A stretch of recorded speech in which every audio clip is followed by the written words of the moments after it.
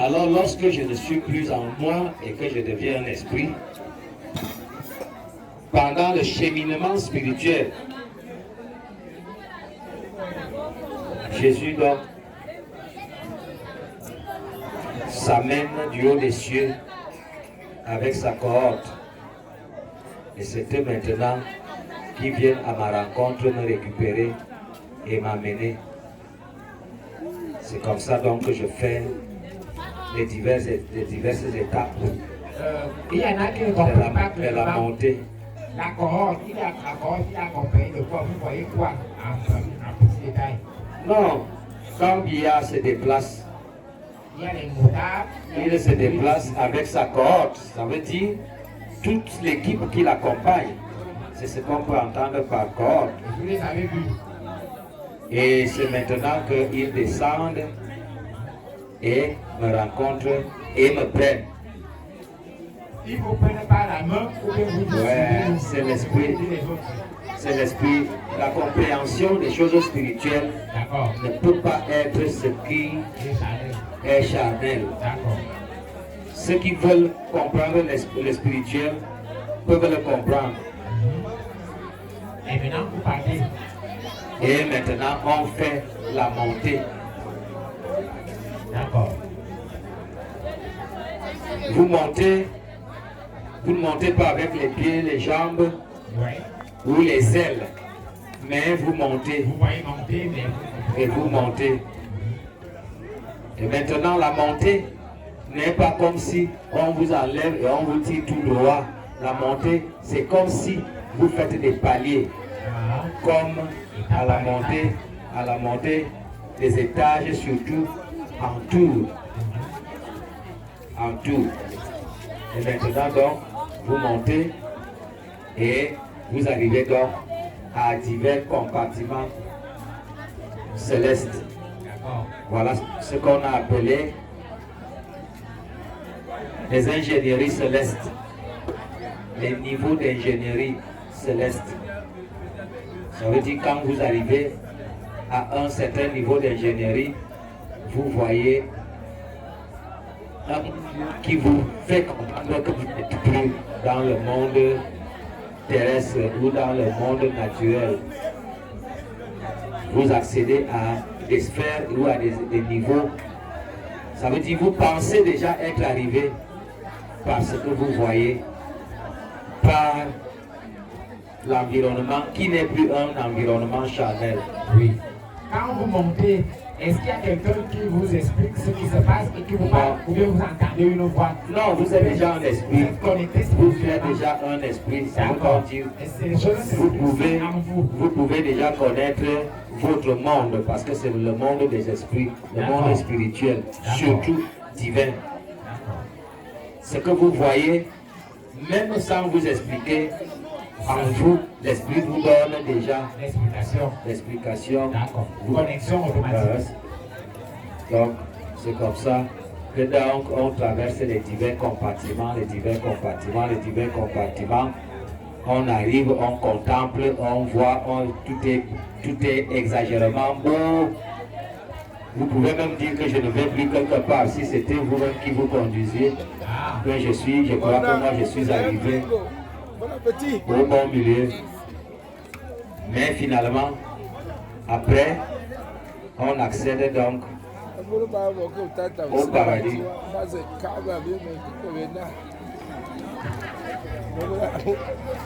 Viens. Donne-moi la chaise ici. Bon, tu vas aussi faire Et le paradis également, qui a plusieurs niveaux. Oui. Vous pouvez arriver à un niveau où vous voyez les célébrations du paradis, c'est ces femmes qui jouent à l'embala.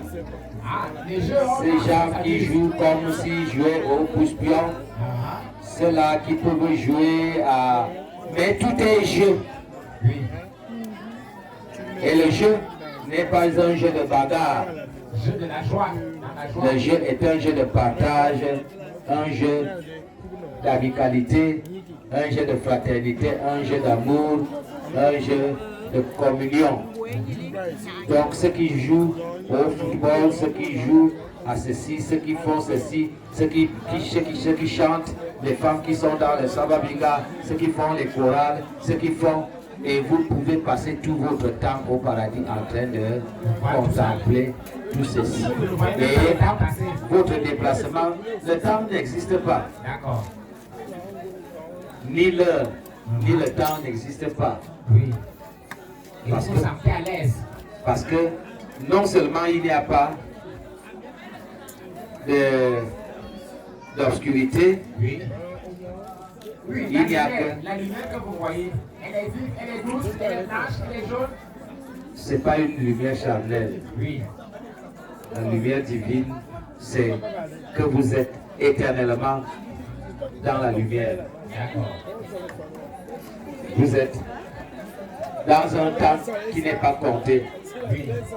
mais ce n'est que l'existence. Oui. Donc, vous avez déjà fait le tour, vous avez visité. Alors, qui va maintenant vous parler? C'est lorsque maintenant je finis les divers niveaux également du paradis que finalement le Seigneur me reprend pour m'amener déjà dans les lieux les plus élevés. Oui. Et là-bas, il n'y a pas tout le monde. Non. Ceux qui sont dans le secret divin, dans son compartiment, tu ne peux pas avoir accès à eux. Je n'ai pas eu accès à eux. C'est qu'il te reçoit. Il te reçoit comme il m'a reçu devant le trône. Je n'ai pas accédé au trône, pénétrer son cercle personnel. D'accord. Arrivé donc là-bas, Nous avons donc communiqué. oui, Nous avons communiqué. en substance, vraiment. On a échangé. J'ai plaidé parce qu'ayant déjà vu toute la montée et toute la beauté et tout cet environnement qui est exceptionnel, donc je me suis donc posé la question, comment est-ce que moi je devais et je pouvais venir mener une vie si excellente et belle, seule, alors que la petite progéniture que Dieu m'a accordée, et même leur mère orpheline de père et de mère, pas de frères considérables, ni de sœurs ou personne, ni même mes propres gens, personne ne pouvait voler à son secours et au secours des enfants. C'est ainsi donc que je plaide Pour la famille, pour eux. la famille proche. Voilà. Donc c'est pour ça. En substance, qu'est-ce que vous dites? Non, j'ai vu d'abord, j'ai vu ma cérémonie d'inhumation. Oui. Et pendant donc cette cérémonie d'inhumation, j'ai vu la douleur, la peine, la souffrance avec laquelle elle était en pleurs. Autrement dit, vous qui êtes décédés, vous voyez les gens qui pleurent pendant vos enterrements. Voilà. J'ai dit l'esprit, C'est ça, je fais. l'esprit a accès à tout. D'accord. Donc, je vois donc ma cérémonie d'inhumation qui plutôt s'était déroulée une semaine avant. Oui. Parce que tout ce qui vient se réaliser visiblement, physiquement, est déjà passé sur le plan spirituel. Donc, le plan physique est en retard par rapport au plan spirituel. Le physique n'est que ce qu'on peut appeler l'accomplissement. D'accord. Ok. Voilà Mais donc les pourquoi, choses- quand vous êtes en esprit, vous voyez, vous avez déjà fait le film de l'enterrement. Vous avez déjà, j'ai vu donc mon enterrement et j'ai vu donc avec quelle peine, quelle difficulté, quelle souffrance. Parce que lorsqu'une personne a vraiment mal par rapport à la disparition de sa personne, ça ne s'ignore pas. Puisque l'esprit peut déjà voir et ressentir exactement la profondeur de cet événement par rapport à la femme qui perd son mari. Parce qu'il y a des veuves en difficulté, il y a des veuves, ce qu'on appelle des veuves joyeuses. Donc, sa douleur, sa peine, sa souffrance m'ont exagérément touché.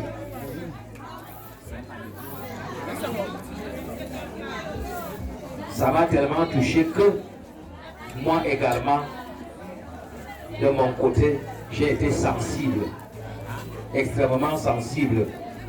Et ça a fait donc que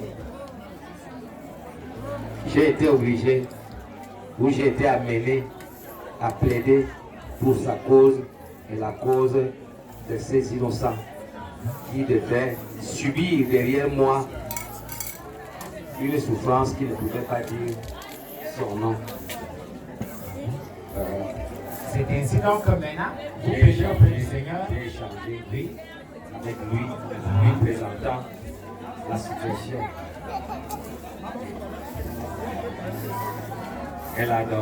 Il a donc compris, il a regardé, il a lancé un regard et il a vu exactement ce que je lui ai présenté, exactement tel que j'ai dit. Il a vu et lui donc, il a également ressenti la peine, la douleur et la souffrance de cette veuve et de ces orphelins. C'est donc ainsi qu'il m'a accordé de revenir. Il vous accorde donc de rentrer. De rentrer. Et lorsqu'il m'accorde donc de rentrer, ayant déjà parlé, il me renvoie donc. Il me dit, non seulement donc tu y vas, mais je t'envoie pour une nouvelle mission. Il a dit, va pour une nouvelle mission. La mission de vérité. Lui qui donne le nom. C'est lui qui dit, va pour une nouvelle mission. La mission de vérité. Et quand il a dit mission de vérité, lorsqu'il est arrivé à vérité, il m'a frappé sur mon front. Oui. Ça monte. Il m'a frappé sur mon front et je suis donc tombé du haut des cieux. Oui. Comme si on te lâchait de l'avion sans avoir On peut appeler ça une sorte de chute libre. un parachute. Vous tombez de l'avion sans parachute. C'est comme ça donc que je tombe du haut des cieux et que je descends. Pendant qu'il me frappe donc, je me sens enflammé. Tout le corps était rouge comme du fer qu'on a chauffé à plus de 100 degrés. Tout mon corps était donc rouge, enflammé, brûlant de la force, de la puissance, de la présence du Saint-Esprit. Et c'est comme ça, en tombant, quand mon corps vient tomber, et il vient également tomber sur, quand mon esprit vient tomber, il vient également tomber sur mon corps qui était couché. Et ce corps couché également s'est enflammé, comme l'esprit. Et d'où donc le phénomène de la transe. Parce que quand l'esprit a rejoint le corps qui était déjà raide, avec un sang déjà coagulé, il fallait donc le ranimer pour que le sang se déliquefie afin de pouvoir encore circuler. Et ça s'est justifié après, parce que j'ai fait des photos. Je ne sais pas si elle les conserve encore ou si c'est encore dans ces ordinateurs. J'ai fait des photos pour présenter mes mains. Après l'événement, quelques semaines après, on pouvait prendre la peau de mes paumes de main. Comme ça. Et mes mains étaient donc écaillées. Et mon corps était écaillé. Alors que les séquelles de la mort. Mais malheureusement, comme l'homme ne croit pas, on veut croire que quelqu'un est mort, c'est lorsqu'on l'a mis sous terre et qu'il est allé passer beaucoup de temps. Parce que même si tu vas passer du temps dans la tombe, si tu reviens, les gens diront que tu n'étais pas mort. C'est qu'on a voulu simplement t'enterrer vivant et patati, patata. Et les mêmes gens qui disent croire à la résurrection des morts, et il se pourrait que la résurrection des morts n'est que celle du dernier jour, alors que le même Dieu qui pourra donc les ressusciter le dernier jour est capable de les ressusciter aussi à n'importe quel moment. Okay. Je vais m'arrêter. Merci beaucoup. C'était juste pour brosser le début de cette mission. Parce que de retour, tout change, même là où vous étiez. À l'instant T. Ces malades également qui se sont retrouvés là où j'étais, je leur ai parlé, sortez de ce milieu, il n'est pas un bon milieu. Oh, c'est des séducteurs, c'est des trompeurs et des menteurs, ils ne sont pas tels qu'ils veulent présenter. Voilà. Et ceux qui étaient gravement malades, je l'ai touché et immédiatement les guérisons s'opéraient là. Mais comme l'homme est incrédule, il se posait la question comment quelqu'un qui est avec nous, là, il vient déjà nous toucher. Moi, je me dis que la délivrance ou la guérison que je vois et que je sens à l'instant là, peut-être ce n'est pas vrai. Je ne peux pas sortir comme ça. Et c'est la même chose jusqu'à aujourd'hui. Les gens sont dans des milieux où on les séduit, où on les trompe, où on les exploite, où on les abuse. Mais quand tu arrives, tu leur dis, voilà à l'instant, voilà la solution. Et sortez de ces milieux, ils ne sont pas bons, ils ne sont pas justes. Personne, même aujourd'hui, les gens aiment rester là où ils sont habitués, quand bien même, c'est le milieu d'esclavage.